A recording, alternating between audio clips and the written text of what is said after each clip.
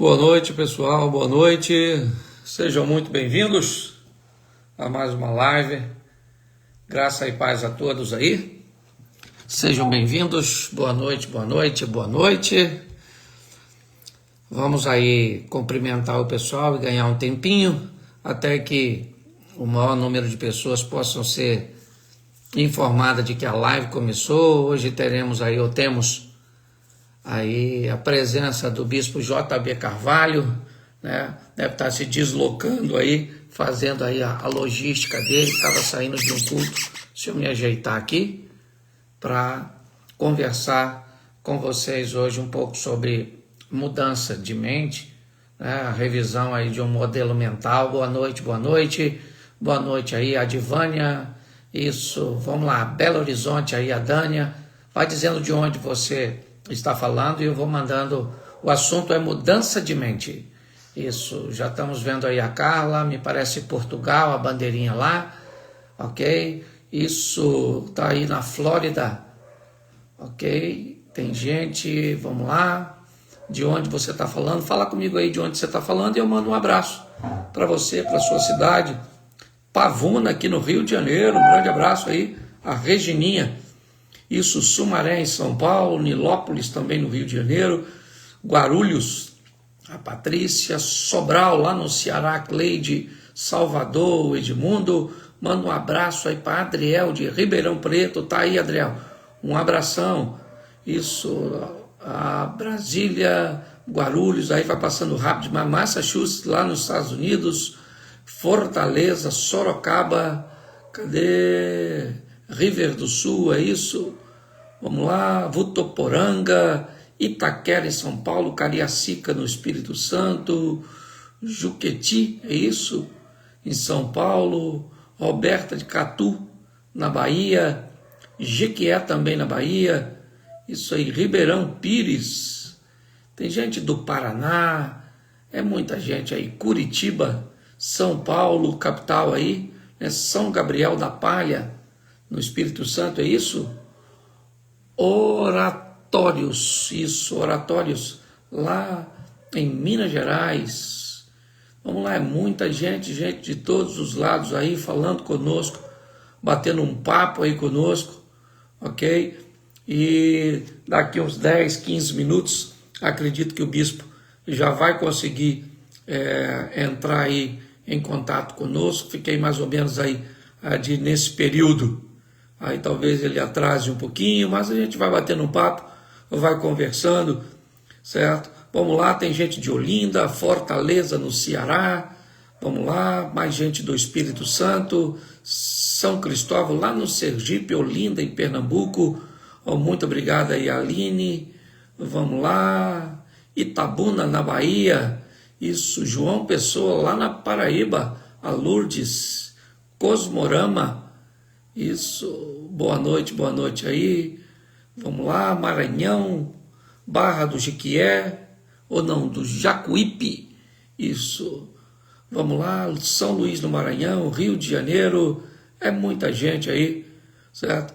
Entrando em contato conosco aí, para participar conosco dessa live, com certeza vai ser um período muito especial de bênção, e hoje nós vamos estar falando um pouco sobre mudança de mente, né?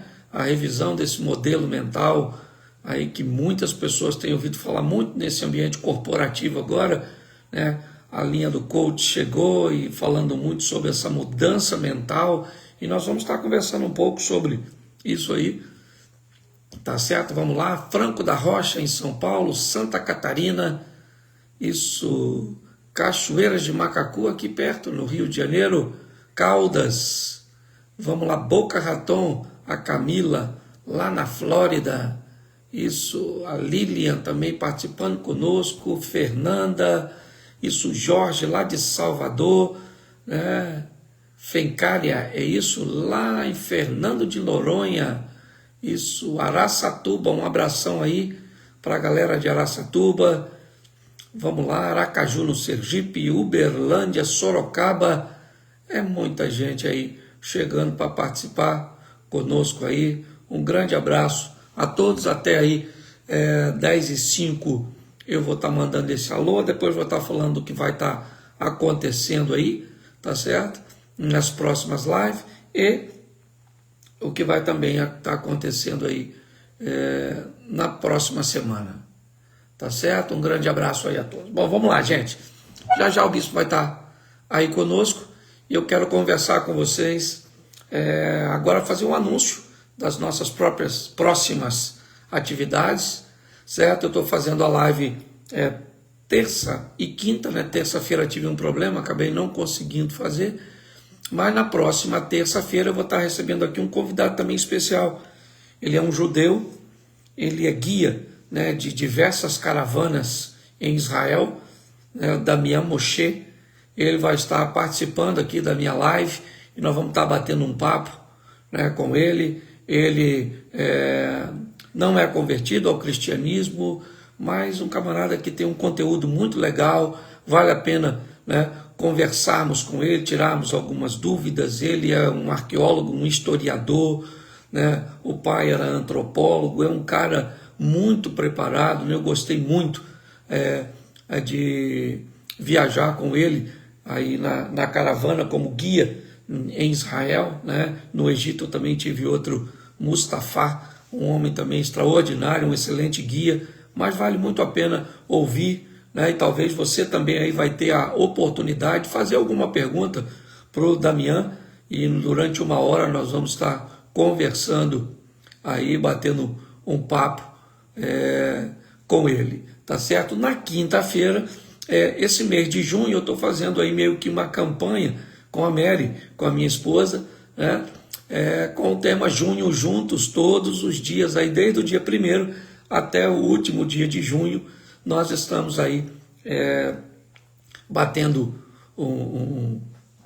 um pai bola aí com todo mundo. Eu estou fazendo uma postagem, vídeos pequenos, vamos fazer live, vamos postar frases, um pouco da nossa intimidade, algo que eu sempre fui muito recluso aí em participar, né?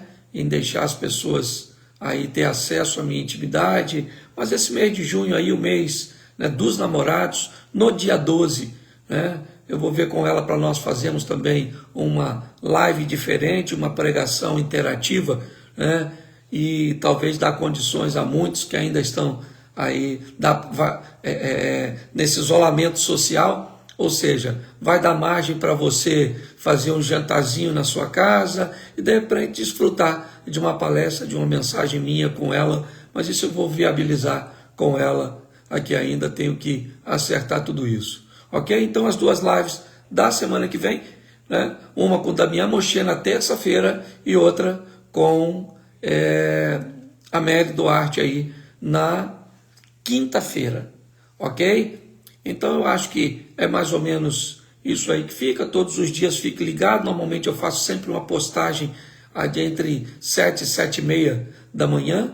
Eu posto alguma coisa para os casais aí. Tem dado, né, um número bem legal aí de reflexão, as pessoas comentando, algumas concordam, outras não concordam, mas não tem problema nenhum, né? Divergir aí no campo dos pensamentos e conseguimos caminhar juntos é algo muito sadio aí, tá certo? Então vamos lá, nós vamos partir aqui enquanto o bispo sinaliza aí pra gente. Aliás, se ele sinalizar e eu não observar, não conseguir aí, que eu tenho que presta atenção aqui, presta ali, presta lá, né? A gente acaba não conseguindo olhar tudo, tá certo? Mas se ele passar por aí, me avise que ele passou aí, que eu dou a oportunidade. Bom, falando de mudança de mente, nós vamos falar um pouquinho sobre o livro Metanoia, certo? A chave está na mudança da mente, né? Um livro extraordinário do bispo, e nós vamos conversar um pouco sobre isso.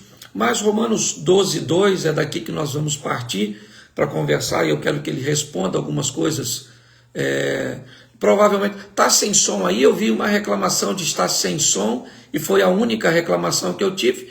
Provavelmente está sem som no seu celular, acredito eu, porque senão outras pessoas já tinham feito essa observação. Então você que reclamou que está sem som aí, dá uma olhadinha no som do seu aparelho, tá certo? Porque me parece que o som está normal aí para todo mundo, tá até a turma toda, né, sinalizando aí de forma positiva, né? O som tá ótimo, então para você que reclamou aí do som, dá uma olhadinha aí no seu aparelho, que provavelmente é o seu aparelho aí que deve estar com som baixo, é só dar um acerto nisso aí, tá bom? Bom, vamos lá, gente.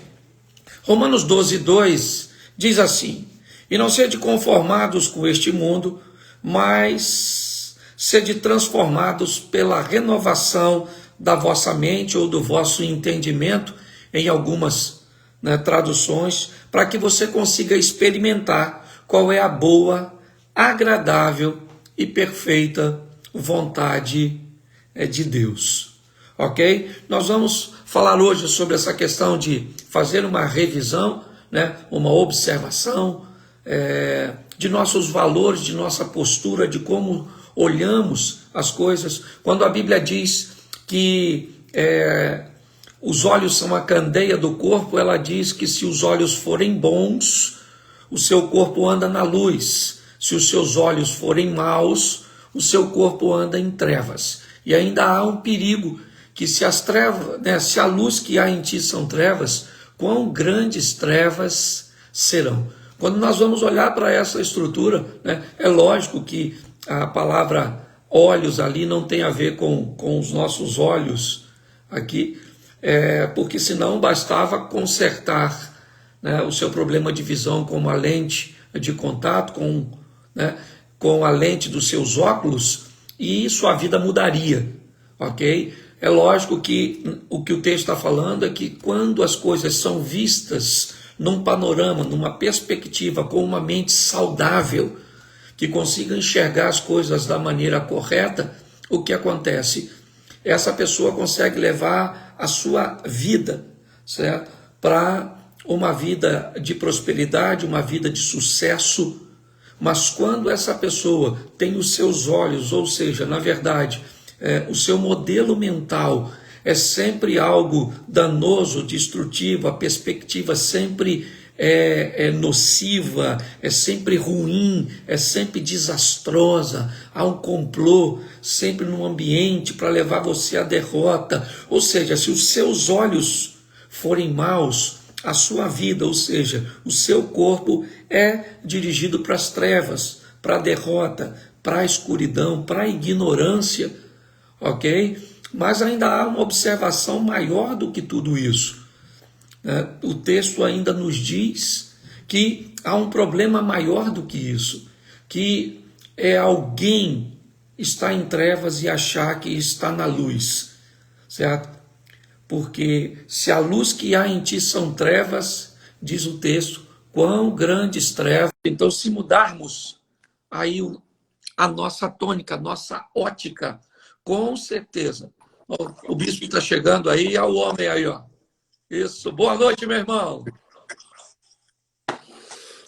Boa noite, como é que estamos? Graças a Deus, bem. Eu estou batendo um papinho aí com a minha turma, queria que você cumprimentasse, desse um alô aí, porque tem muita gente que está hoje aqui compartilhando comigo, porque sabia que você estaria conversando comigo aí, é um povo que te acompanha, tá certo? Então dá um alô para essa turma aí. Olá, pessoal, grata satisfação estar aqui com meu amigo Cláudio Duarte. Cláudio é um grande amigo, uma pessoa que tem sido uma inspiração para nós nessa geração. Somos gratos a Deus pela sua vida, Cláudio. E obrigado você que está aí nos assistindo. Espero que possamos ter um momento bom juntos, que possamos todos poder construir essa grande agenda chamada Reino de Deus aqui na Terra. Aqui não é comida nem bebida, mas justiça, alegria, paz, gozo no Espírito Santo. Ou seja, são valores, princípios fundamentais pelos quais o homem observando viverá. Moisés diz que por esses mandamentos o homem viverá. Isso nos dá vida e vida abundante. Eu estava falando agora, acabei de pregar o primeiro culto depois de 77 dias. Terminei agora, saí correndo, cheguei aqui em casa. Obrigado, campeão. Obrigado mesmo. E tem sido fantástico. Vou deixar com você. Bola está contigo. Bom, meu amigo. Bom, eu quero conversar o tema que eu coloquei, né? Mudança de mente, uma mudança do modelo mental, e ninguém melhor para conversar conosco. Não vou tomar muito seu tempo, não, mas ninguém melhor para conversar conosco sobre isso, certo? E você sabe, aqui eu acho que nós temos aqui é, dois mundos que caminham bem próximos, mas são bem antagônicos em algumas coisas, né? Às vezes eu sou muito simples, uma coisa, né, muito popular, e você é alguém que se comunica numa esfera muito mais intensa, uma coisa. Então, eu acho que misturar isso vai ser muito legal para esse povo e levar essas informações que não apenas eu conheço de forma, vamos dizer assim, distante, eu conheço de uma forma muito próxima, porque essa proximidade com você, da minha esposa, com o seu ministério, com a sua esposa, realmente mudou a nossa mente, levou a nossa vida para uma nova fase, né? Eu estou aqui à mão com essa preciosidade aqui, né? Que é algo extraordinário. E eu quero, na verdade, fazer meio que uma entrevista com você. Eu quero te fazer algumas perguntas, né? Eu li aqui Romanos 12:2, que nos inspira, né, a não nos conformarmos com este mundo, mas mudarmos a nossa mente, mudarmos o nosso entendimento, porque dessa forma, renovando a nossa mente, nós vamos conhecer a boa, agradável e perfeita vontade de Deus.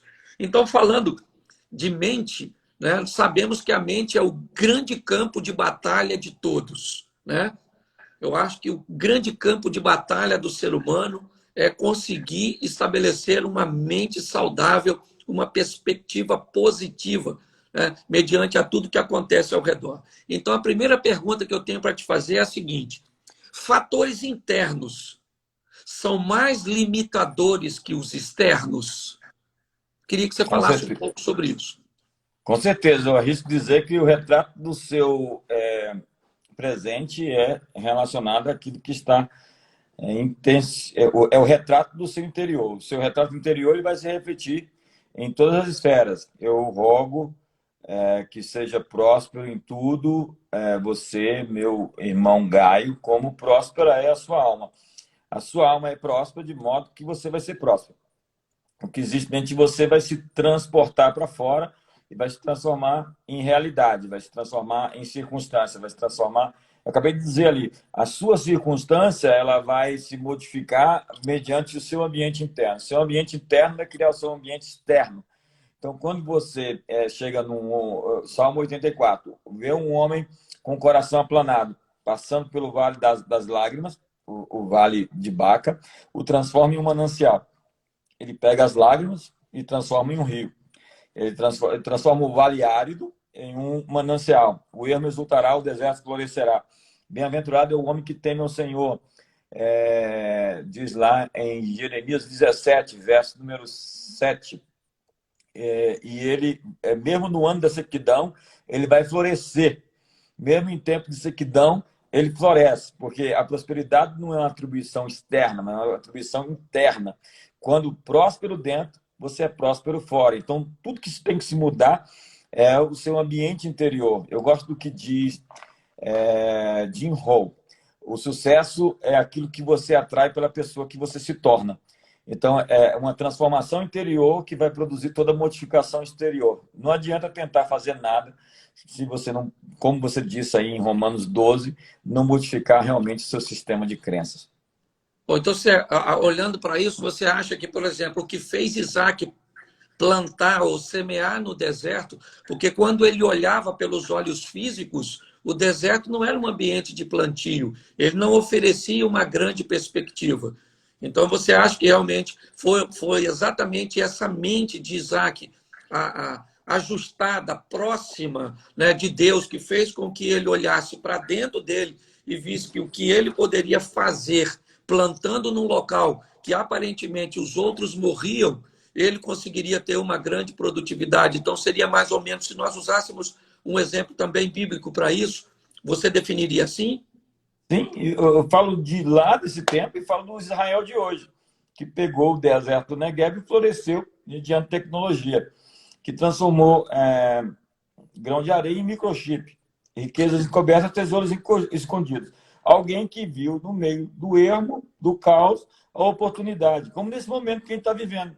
Tem gente que está vendo a oportunidade e está ganhando dinheiro, né? Simplesmente por ter uma perspectiva diferente dos outros, né? Tem uma historinha bem básica do sujeito que foi enviado para a indústria de calçados para vender sapato. Chegou lá, ele mandou uma carta dizendo: nós temos que ir embora porque aqui ninguém usa sapato.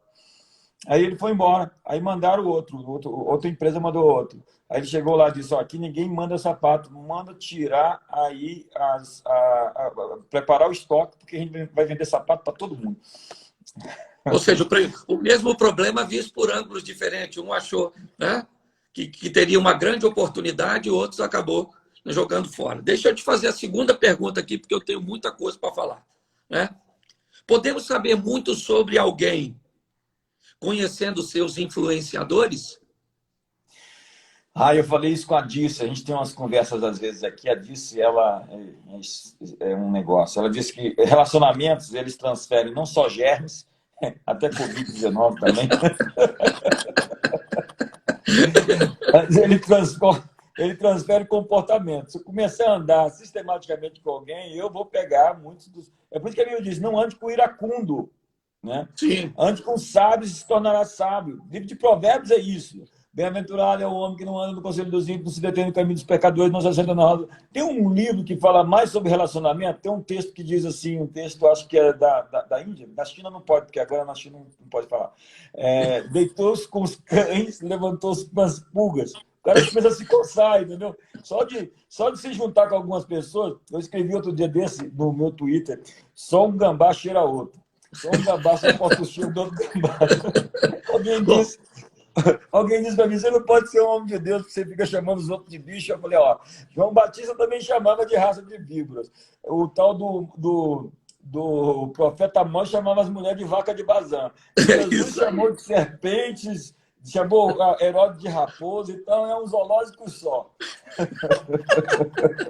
Então, na verdade, é o seguinte: esse dia eu estava fazendo uma live com um amigo, o pastor Jackson, e ele me perguntou como é que eu escolhia um amigo novo. Eu disse para ele que um dos critérios que eu uso é procurar saber essa nova pessoa, né, que vai entrar no meu ciclo de amizade, que tipo de amizade ela cultiva, quem já são os amigos dele. Que, pautado nesse processo seletivo, essa seria uma das bases para ter um novo amigo, é saber com quem você anda, né? Baseado em quem ele anda, né? Nós poderíamos... Então, hoje, é isso que eu quero que você fale para as pessoas, porque você tem muita propriedade para falar nisso. Então, olhar para alguém, nós já somos capazes de ter uma boa definição a respeito dela. Só de saber quem ela está lendo, com quem ela está andando, que tipo de grupo de WhatsApp ela está, né, participando, só em fazer essa perspectiva, porque tem muita gente que pergunta: por que só entra gente ruim na minha vida? Certo? Porque o ingresso da sua vida é mais barato, entendeu? Para entrar na sua vida é mais barato. Né? Eu A sei que para verdade é que entrar... também tem uma força atratora, né? Tem, por exemplo, mulher que só arruma um homem encrecado, né? Só homem casado. Né? Por quê? Por que razão? Porque tem uma porta aberta, tem uma coisa que precisa ser fechada. Né? Eu falei sobre isso outro dia. A questão é que relacionamentos não são neutros. Relacionamentos ou são bons ou são ruins. Quando Deus quer entrar na sua vida, ele põe uma pessoa. Quando o diabo quer entrar na sua vida, ele põe uma pessoa. Então, cheio de muitos princípios sobre isso. Você está perto a 4 portas, a 4 relacionamentos do Donald Trump. Você conhece alguém que conhece alguém que conhece alguém que conhece alguém que conhece o Donald Trump. Então, você está a 4 portas, 4 pessoas do homem mais poderoso do mundo. Né? Então, relacionamentos são assim, eles abrem portas, eles fecham portas. E o tema que eu estava falando com a Dirce, Cláudio, era justamente sobre os amigos dos seus amigos, que você não sabe como os amigos dos seus amigos influenciam você. Porque há uma reverberação aí, e a Bíblia diz: de tudo que se deve guardar, guarda o teu coração, porque dele procedem as fontes da vida. Voltando atrás um pouquinho, aquilo que está dentro de você vai realmente produzir vida ou morte, vai produzir abundância ou escassez. Deixa eu te fazer uma outra pergunta e uma colocação, porque esses dias, essa questão, o pessoal está falando aí que o casamento, o pessoal está falando um monte de divórcio, essas coisas todas, e aí eu descobri uma coisa, eu queria saber a sua opinião. Eu descobri que o sucesso ele é mais tímido, ele é mais introvertido do que o fracasso. O fracasso é mais barulhento, o fracasso faz mais de estardalhaço. Me parece que o camarada, quando ganha muito dinheiro, ele fica quietinho. Mas quando ele está duro, ele conta para todo mundo. O indivíduo que está com a vida familiar toda justinha, ele fica na dele. Mas o outro que está muito bagunçado, ele conta para todo mundo. Então, eu estou achando que a dor do fracasso, sabe, ela acaba fazendo com que as pessoas façam muito barulho. Mas, por exemplo, eu conheço pelo menos 200 casais que vivem um casamento extraordinário. Não que não tenha problema, entendeu? Mas que vivem um casamento extraordinário. Só que o pessoal não fala, olha, meu casamento é uma mil maravilha. Mas o outro fala, está muito ruim. Aí eu fui falar isso, alguém disse assim, olha, pastor, pode ser isso aí na sua estatística, mas todo mundo que eu conheço está enfrentando crise no casamento. Aí eu falei para a menina, então está na hora de você trocar de mundo. Entendeu? Porque você está andando no mundo. Porque você pagaria, olha só, você pagaria R$ 1.000, por exemplo, né? Usando aqui um valor pequeno, R$ 1.000 para assistir a palestra de um empresário fracassado? Então, por que é que as pessoas vão pedir conselho de gente que fracassou no relacionamento conjugal? É aquela história. O Chico Anísio disse que era especialista em casamento porque ele teve 6 mulheres. Ele não sabia nada sobre casamento, né? Respeitando a memória dele. Ele não sabia nada. Quem sabe sobre casamento é quem está casado até hoje com a mesma mulher. Esse cara, ele sabe tudo sobre casamento e ele pode falar sobre casamento.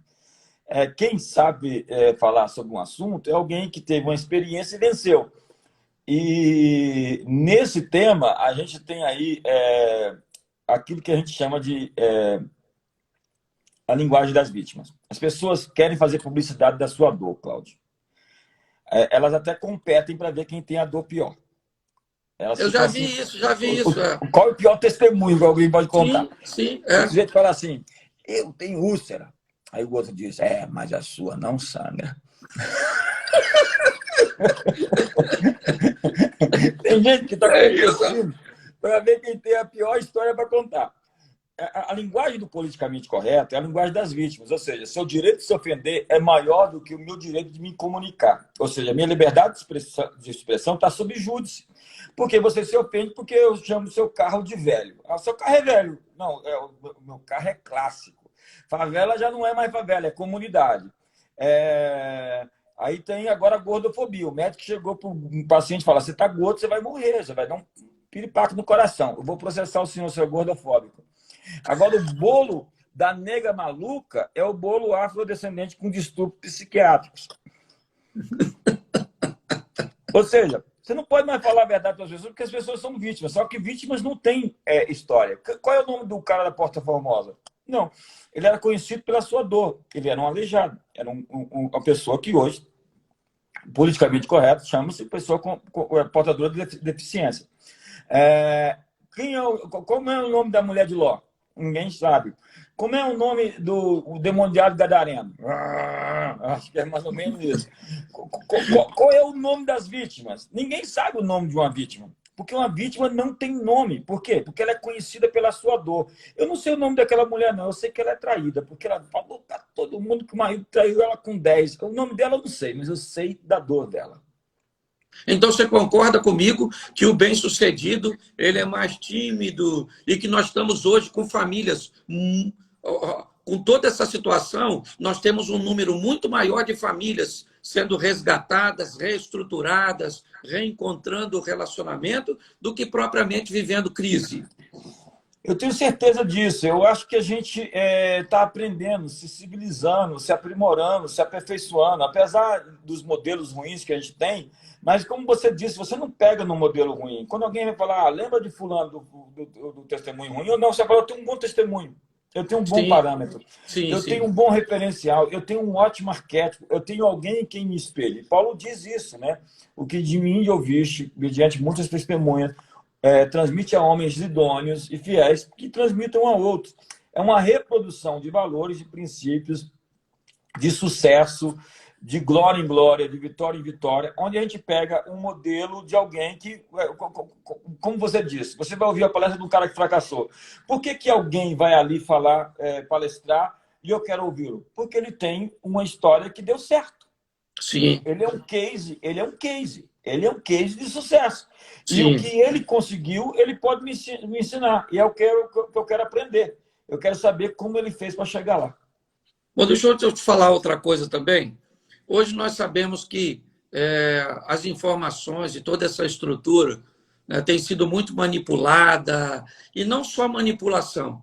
Nós estamos com uma enxurrada de informações praticamente inúteis, sem conteúdo nenhum, apenas para ocupar a mente.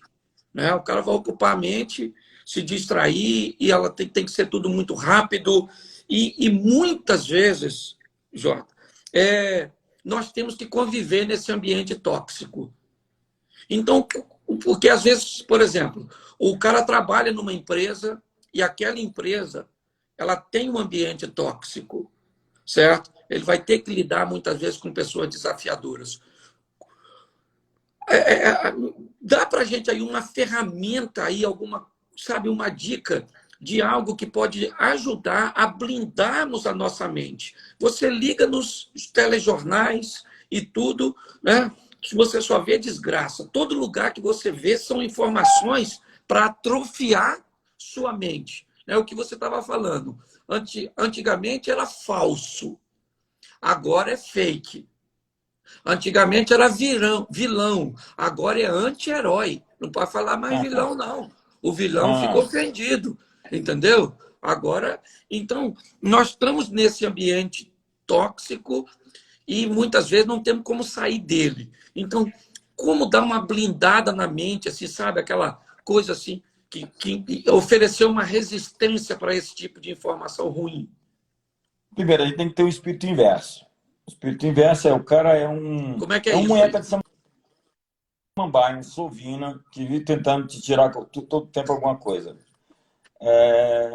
Você tem que trabalhar com ele com generosidade. O cara é um cara amargurado, cheio de ódio. Você não, ódio só alimenta ódio. Se você odiar o cara que te odeia, você vai só alimentar a situação. Você tem que ter um espírito inverso. Lembrando disso, eu escrevi no meu livro Metanoia a experiência de uma neurocientista. Ela sofreu um acidente, um derrame, e ela foi parar no hospital e ficou em coma. Ela tinha consciência do que aconteceu ao seu redor. Ela sabia as pessoas que chegavam, saíam, mas ela não podia se mover. E ela ficou por aquele período ali, bastante tempo, até que saiu do processo e se recuperou. Mas ela conta que havia algumas pessoas que vinham visitá-la e que ela se sentia totalmente sugada da sua energia. Só da presença da pessoa estar ali, ela se sentia roubada das suas forças. Outras pessoas chegavam e agregavam valor à experiência dela, à vida dela, à energia dela. Você sabe quem é uma pessoa na sua vida, como você se sente ao perto dela. É só você Oh, prestar atenção. É só você parar um pouquinho, ser um pouquinho mais sensível. Por exemplo, você chega perto de uma pessoa, você começa a se sentir sempre tentado, né? Alguém tem uma contribuição a dar ou algo a tirar.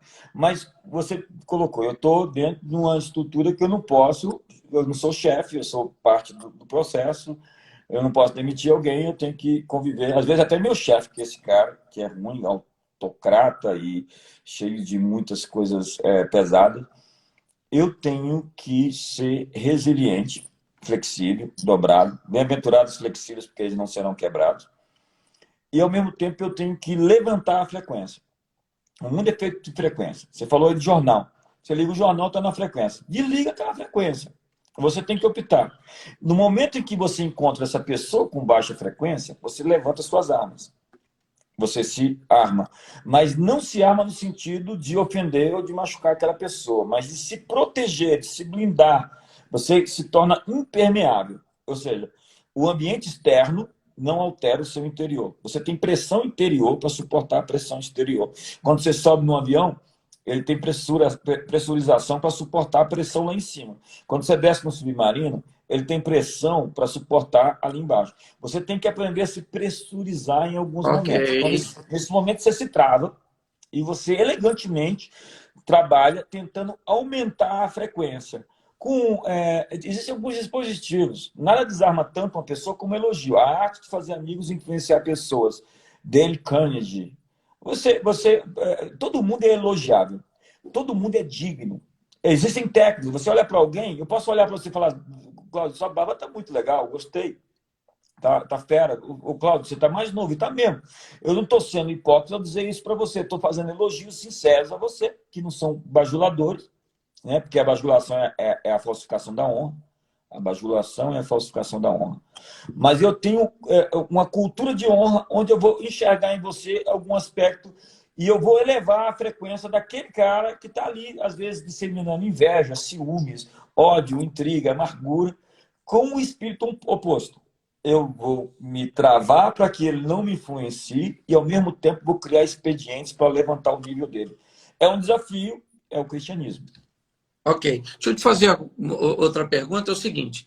Quando nós olhamos no diálogo entre o anjo e Gideão, né, me parece que a mente de Gideão está totalmente travada, porque o anjo começa a falar com ele, né, fazendo algumas observações, e todas as vezes que o anjo vai falar sobre ele, sobre uma possibilidade de que algo bom aconteça, ele cria um ambiente que está ao redor dele, uma insegurança, certo? Ah, se Deus fosse comigo, fosse conosco, por que tudo está dando errado? Não, cara, vai nessa força. Ele, que força é essa? A minha família é a mais pobre, né? A minha tribo é a menor, eu sou o menor da minha casa. Então você vê que o cara está conversando com Deus, né? Um enviado de Deus, um anjo, mas a mente do cara está tão ruim que Deus está falando com o cara que ele pode ir e o cara está falando, eu quero molhado ali, eu quero seco ali, eu quero seco ali, eu quero molhado lá. Então você que lida com mente, treinando gente,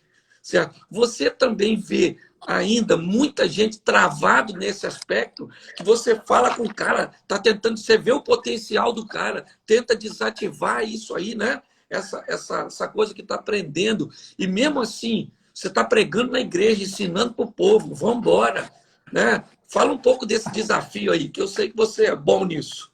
Eu gosto muito disso. Nós somos as histórias que contamos para nós. O Gideão contou uma história para ele. Se Deus está conosco, por que nos aconteceu tudo isso? Isso aí é um questionamento, é uma história. A história dele eu sou o menor, a minha tribo é menor, nós estamos perdidos, Deus está tentando reformular, renapsizar, a gente tem que ressinapsizar a mente, criando outros caminhos neurais na cabeça do sujeito. E Deus começa como? Espírito inverso. Ele está se escondendo, malhando o trigo, e Deus chama ele de coragem, homem valente. Ele está se escondendo, ele está com medo. Sim, e Deus chama ele de corajoso. Deus dá uma outra história para ele. sim. Lembra do filho pródigo? O filho pródigo contou uma história para ele. Ele diz assim: irei ao meu pai e direi, pequei contra os céus perante ti, já não sou digno de ser chamado teu filho. Ele contou uma outra história para ele. Aquela história que ele contou para ele tirou ele da pocilga, levou ele de volta para o pai. Quando ele foi contar a história para o pai nem deixou ele terminar de contar a história. Nós somos as histórias que nós contamos. Você lembra da mulher do fluxo de sangue? Ela disse: se eu tão somente tocar a orla do seu manto, serei curada. Ela tinha uma história. O texto bíblico fala que ela repetia isso para si. Se tão somente eu tocar na orla do manto, eu serei curada. Ela contou uma história para ela. Lembra aquela história do cara que estava 38 anos lá no tanque de Betesda? Jesus disse: o que passa? O que passa é uma maneira atual de falar. Ele diz: o que está acontecendo aí? O que você quer? O que ocorre? E ele diz assim: eu estou aqui há 38 anos e quando as águas se mexem, os anjos aparecem, e não tem ninguém para me ajudar. Olha a história que ele contou. Não tem ninguém para me ajudar. Aquela história que ele contou de que não tinha ninguém, que ele precisava de ajuda, se ele acreditasse que ia ser curado, ele saía rolando ali, né? Pelo menos 38 anos antes, ele saía rolando, caía lá. O máximo que podia acontecer, ele morrer sem afogado. Quem acredita no milagre corre o risco de ser afogado. Davi, eu amo salmos, eu aprendi a orar os salmos. Davi o tempo todo está falando consigo. Ele conta histórias para si. Como diz o Erasmo de Roterdã, no seu Elogio à Loucura: se não tem ninguém que te elogia, elogia-te a ti mesmo. Isso. Davi está dizendo: por que te abates, ó minha alma? Por que te perturbas dentro de mim? Espera em Deus, porque ainda o louvarei. Ele fala: espera, minha alma. Ele está pregando para ele está falando consigo, ele está contando uma história. Nós somos as histórias que nós contamos para nós. O cara fala, minha esposa vai me trair, minha esposa vai me trair, minha esposa vai me trair, minha esposa... eu vou me divorciar, vou me divorciar. Aí ele começa a causar tudo aquilo que ele tem medo. O que Jó disse, o que eu temia me sobreveio. Saul tinha um homem mais honesto do lado dele, que era Davi. Ia morrer por ele, não ia matar ele nunca, mas ele inventou uma história que ele ia dar um golpe de estado nele, perseguiu ele, o homem mais fiel por 12 anos. Lúcifer caiu por causa de uma história. Ele disse assim, subirei acima das estrelas dos céus e lá estabelecerei meu trono. Foi uma história. Nabucodonosor contou uma história para ele. Não é essa Babilônia que edifiquei para a casa real? Ficou doido por causa de uma história. Orgulho, arrogância deixou ele maluco. As pessoas estão contando histórias hoje, estão ficando depressivas. Elas estão contando as histórias mais terríveis para elas. Elas estão falando de um futuro que não vai acontecer, mas que elas já modificam a sua química interna. O seu cérebro é plástico, é neuroplástico, então elas atrofiam os seus dedos, começam a comunicar uma série de elementos químicos venenosos para o seu organismo, só de pensar nas histórias.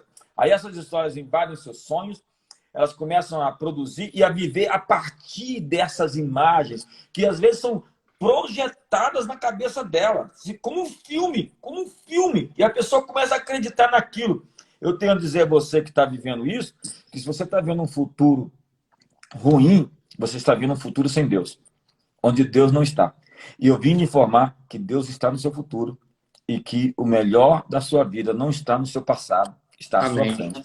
Mude as suas histórias. Mude as histórias que você está contando para você. Já que você tocou nesse assunto, levou para esse lado, na página 30 do seu livro Metanoia, você fala sobre uma visão, onde você faz um paralelo, Jerusalém e Atenas, certo? Dessa coisa judaico-cristã com aquela coisa grega, o helenismo, eu queria que você falasse um pouquinho sobre nós, porque desde ali, da cultura helenista, nós tivemos uma mudança mental, eles foram muito ávidos e trabalharam muito bem em algo que reverbera até o dia de hoje. Queria que você falasse um pouquinho sobre isso.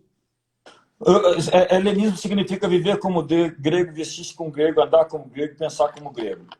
Os gregos eram colonizadores culturais, então eles não mantinham suas conquistas armadas simplesmente pelas forças das armas, mas pela cultura. Quando ele tornava a pessoa igual a ela, pensando igual a ela, adorando os deuses que eles adoravam, falando o idioma deles, eles tinham então agregado, assimilado culturalmente aqueles povos. Isso é helenismo. No meu livro Metanoia eu vou discorrer muito bem. Jonathan Sacks fala sobre a civilização ocidental como um encontro de duas cidades, Atenas e Jerusalém. Sim. A visão judaica cristã do mundo e a visão grega de mundo. Mas a visão grega tem algumas coisas particulares que estão bem inseridas na nossa teologia, porque ela invadiu não somente o cristianismo, antes o judaísmo, eu conto essa história no livro, o cristianismo através dos pais gregos da igreja, Platão, Aristóteles, Zenão, dos estoicos, Epicuro, que deram esse pano de fundo daquilo que a gente chama helenismo, que depois veio se tornar Pax Romana, que era a cultura dos romanos sobre todos os povos, a cultura greco-romana. E eles pensam assim, resumindo bem basicamente, fatalismo, classicismo, dualismo. Nós estamos falando de fatalismo porque o grego acreditava que tinha o oráculo de Delfos. Era uma espécie de que a Moira falou, então vai acontecer, não tem como mudar. Isso é fatalismo. A Bíblia não é fatalista. A Bíblia diz, eu te proponho a vida e a morte, o bem e o mal, a bênção e a maldição. Você tem escolha. Faça a sua escolha. A soberania de Deus me permite escolher. Ele não me fez automatizado, com controle remoto, dizendo para eu ter que fazer aquilo ou aquilo lá. E, com isso, as coisas não estão fatalmente destinadas a acontecer sem poder ser modificadas. Eu tive um sonho ruim. O que eu tenho que fazer? Orar a Deus, romper, quebrar aquilo, porque Ele vai fazer isso, se você entender. Lembra de Acabe? Ele foi sentenciado por uma palavra profética. De repente, ele se veste de pano de saco.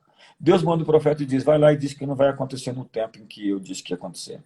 Lembra de Ezequias? Deus fala para ele, você vai morrer, prepara a tua casa. Ele vai, põe a cara na parede, ele vira para a parede, começa a dizer, tu vai me recolher nos melhores dos meus dias.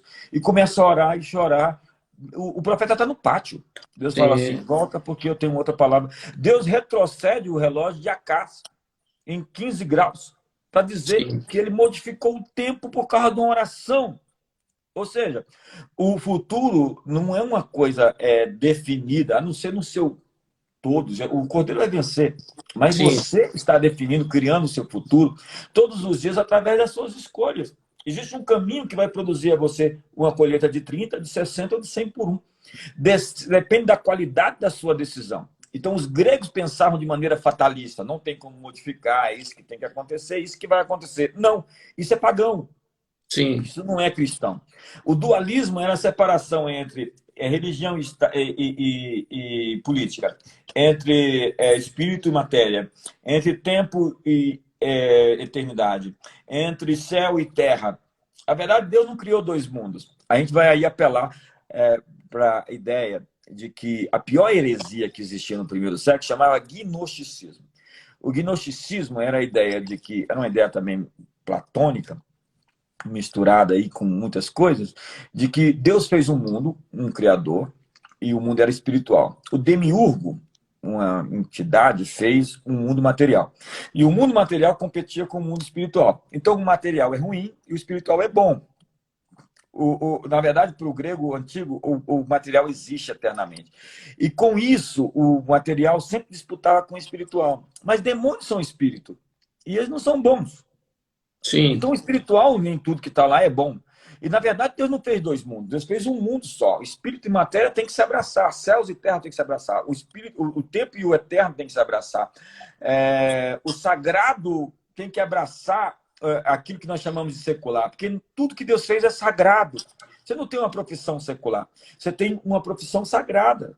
Seja lá o que você está fazendo, trabalhando, é um chamado divino seu que você está exercendo sua vocação.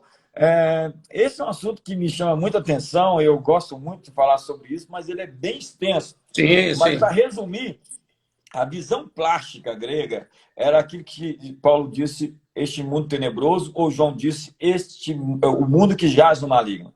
Deus amou o mundo e o mundo jaz no maligno. Deus quer salvar o mundo e o mundo jaz no maligno. Qual é a diferença? A verdade é que existem muitas palavras dentro desse contexto. A palavra cosmos era o conceito da estética, da beleza, da plástica de um mundo ideal, mas que o rótulo não apresentava o que realmente estava no conteúdo. Então, o mundo que jaz no maligno, quando Jesus disse, o meu reino não é desse mundo, ele estava dizendo, eu não vou edificar sobre o fundamento dos romanos e dos gregos. Ei, Sim, isso aí. Pilatos, ei, Pilatos, meu reino não é desse seu, eu vou Sim. edificar o meu reino, e os meus valores são outros. Jesus não está falando que o reino dele não vai se manifestar na terra, porque a oração do Pai Nosso é, venha o O teu teu reino. reino. Ele está dizendo que ele não vai edificar sobre as fundações de romanas que iriam cair, iriam ser extintas, acabadas, como todos os governos que estão em desacordo com os valores do reino de Deus. Eu gosto tanto disso. Bom, meu amigo, deixa eu te falar que a gente já está quase chegando aí no finalzinho. Quando eu olho para a história de Daniel, eu vejo uma história muito intensa no que diz respeito à mente. Né? A postura dele, a mente dele, o levou a ocupar um local de destaque em Judá. Certo? Por causa dessa postura, ele foi um dos selecionados para ir para a Babilônia. E quando ele chega na Babilônia, a mente dele, né, se destaca, sua postura, seu posicionamento. E quando o Império Babilônico cai, ele me parece que se tornou maior que a Babilônia, porque o cara fica de pé, vai para o governo persa e ocupa o lugar do destaque dos destaques. Ou seja, o cara tem uma mente que não varia, nem em Judá, nem na Babilônia e nem na Pérsia. Certo? É um cara que mantém uma regularidade, eu sei quem eu sou, e o lugar que eu estiver, as pessoas também vão ter que descobrir quem eu sou, porque Deus está comigo. Ao contrário de Gideão, me parece que esse cara ele já chega numa perspectiva diferente. Então, eu queria que você, a gente já está aí, infelizmente, quase terminando, mas falasse sobre essa postura constante. Eu estou na faculdade, né? Eu tenho que me adaptar, eu estou no trabalho eu tenho que... Não, eu sou quem eu sou, respeitando o ambiente que eu estiver, mas todo mundo vai ter que ver o que Deus vai fazer na minha vida? Porque esse cara, para mim, viveu algo extraordinário. Existe uma música do Pink Floyd chamada Not Bring of the Wall, mais um tijolo na parede, né? Que mostra uma, um clipe bem famoso, onde as crianças, hey teacher, não ensine seus alunos, né? E vai mostrando as crianças entrando numa máquina de moer carne, né? Soldadinhos de chumbo, fantoches, massa de manobra. Isso é tão atual hoje, né? Esse fascismo, né? Antifascismo, toda essa ideia que as pessoas compram sem realmente saber onde estão entrando, né? A pessoa não pode ver uma fila que entra lá. Tem até a história do sujeito que houve um atropelamento na rua, ele queria ver, estava todo mundo lá, aí não queriam deixar ele entrar. Ele falou, não, deixa eu entrar, é meu parente, é meu parente, é meu parente. Aí quando ele entrou lá, tinha um burro morto. E era mesmo, né? Provavelmente, né? Eu suspeito que algumas pessoas que acreditam em tantas coisas, elas têm que se estupidificar, né? Se idiotizar, tanto que estão chegando nesse nível mais raso, mais rasteiro da natureza humana, que a Bíblia chama de sarx ou de carne. E falando de Daniel, a gente fala de um rapaz que era adolescente, levado para a Babilônia, e que vira a Babilônia de cabeça para cima. 70% hoje dos nossos jovens de igreja que vão para a universidade se desviam. Sim. Eles não são impermeáveis. Eles não são capazes de modificar o ambiente ao seu redor, se não modificados pelo ambiente ao seu redor. Daniel chega lá, primeiro, ele já faz um voto. Eu preguei uma mensagem esses dias sobre Sansão. O que fazia Sansão forte? Eram os votos dele. O que nos torna fortes? Sansão tinha um voto de não beber, não tocar em coisa impura, não cortar o cabelo. Ele não podia casar com uma estrangeira. Ele quebrou todos os seus votos. Cortar o cabelo Sim. foi o último. E à medida que ele quebrou os seus votos, ele foi deixando de ser especial como ele era. O que nos faz especiais são os votos, a dedicação, a consagração, a santificação. É o seu marido de uma mulher só que te faz um cara extremamente poderoso para falar para a família. Né? Você ser verdadeiro, falar a verdade sempre, não importa o que seja, qual o preço que você tem que pagar por conta disso. O Né? preço, na Você tem uma verdade, aliança. só interrompendo, nessa dinâmica aí, certo? Eu não consigo mais ser novidade, mas continuo sendo interessante. É mais ou menos isso aí, entendeu? É isso aí. Nessa O linha seu do voto, casamento. sim, o seu voto te torna uma pessoa especial. Você tem um Sim, voto com a igreja local que você nunca vai romper, você se torna uma pessoa fiel a um ministério, a uma aliança, a Deus, né? Os recabitas, eles dedicaram sua vida sem poder beber vinho. Então, que beber vinho em Israel era normal. E eles disseram que não ia beber porque Recabe, o pai deles, disse que era para eles não beber. Deus sim, disse que porque eles obedeceram o pai deles, para um mandamento que não era uma exigência cultural, Deus nunca ia faltar um homem na presença do trono de Deus, da casa de Recabe, sim, por conta de sim. um ato de obediência, um ato de consagração. Os nazireus eram isso, eles eram dedicados, nós estamos precisando de gente dedicada. Aí aparece um bando de inteligentinho, aí vai para a rua, né, não sabe nem que confusão está se metendo, né, para poder protestar. Eu quero protestar, eu quero protestar. Daniel não. Ele chega com seus amigos, ele não se contamina com as iguarias do rei. Isso faz ele especial. Isso faz ele Sim, poderoso. Isso, isso, sim, isso dá a ele aquilo que você disse, essa habilidade de permanecer, de ser durável. Passa Nabucodonosor, Nabonido, Belsazar, passa Ciro, Dario, tá lá Daniel, presidente, rei, passa rei, tá Daniel lá no palácio e está ali. E toda vez que tem um problema, o pessoal diz: tem um cara ali que sabe resolver problemas difíceis. é isso aí. Nós estamos precisando desse tipo de crente, que não causa problema, mas que resolve problema. Rapaz, olha, eu vou te falar, Ah, eu também tô precisando de uns aqui, entendeu? Porque o negócio está ficando difícil, entende? mas respondendo a sua pergunta, Daniel chegou na Babilônia, e se você for ver a descrição do livro de Daniel, que é um dos melhores livros. Eu sempre quis ser um profeta, sabe? Eu era mais novo. Eu sou daquela época do vinil do Daniel na Cova dos Leões. Alguém que me acompanha aí deve saber a minha Vinil idade. era o quê? Vinil é... Ah, meu Deus do céu. O long play, o disco, você sabe, claro que você sabe, você é da minha idade.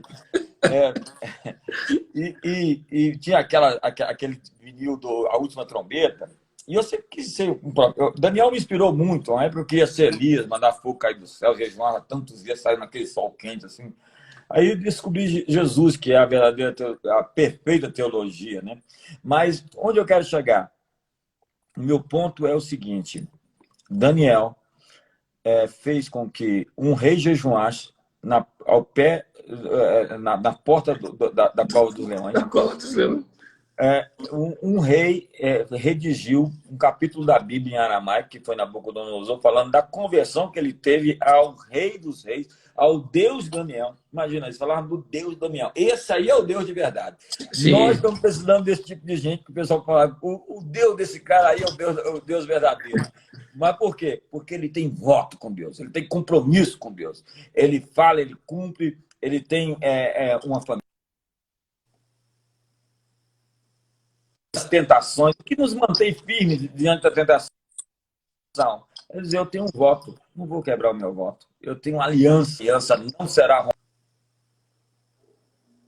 rompida, essa aliança não será quebrada. Nossos votos nos tornam fortes. Aí chega o sujeito para mim, Cláudio, e fala assim, eu estou me sentindo fraco. Eu falei, quais foram os votos que você quebrou? Ou melhor, eu não fiz nenhum voto, pastor.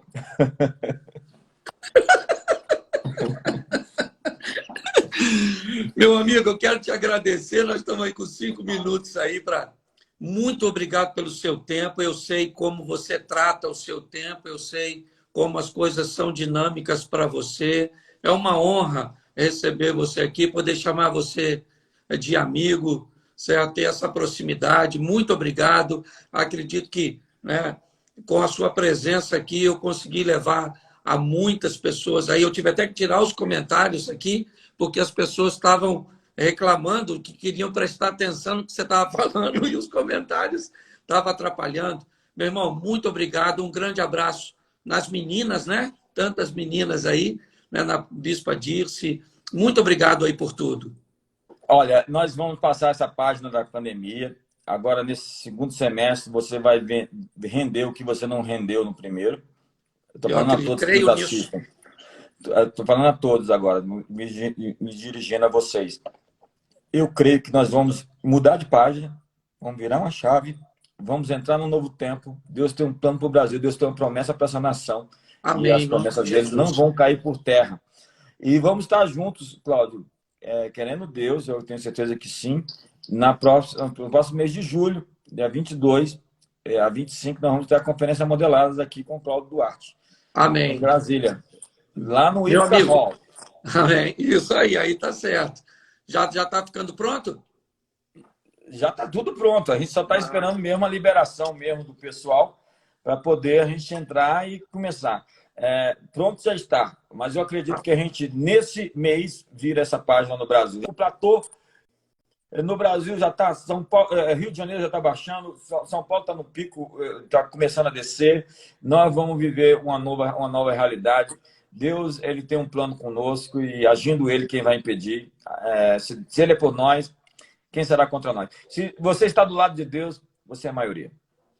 Amém. Irmão, Deus abençoe, uma boa noite, um bom descanso para ti, certo? Um abração aí na Bispa Dirce e nas meninas, viu? Fica com Deus, graça e paz. Beijo em todos, um abraço, pastor Cláudio, Deus Valeu, abençoe. valeu. Glória a Deus. Amém, gente. Deixa eu voltar aqui com os comentários, ativar os comentários aqui. Ok? Deus abençoe. Espero que você tenha sido muito edificado, né? O bispo é uma mente privilegiada, um cara extraordinário aí. Que Deus abençoe a todos vocês, tá certo? E até terça-feira, amanhã de manhã, eu estou com mais uma postagem, né? Juntos, ou junho juntos, eu e Mary. Tá certo? Fiquem com Deus, Deus abençoe, graça e paz.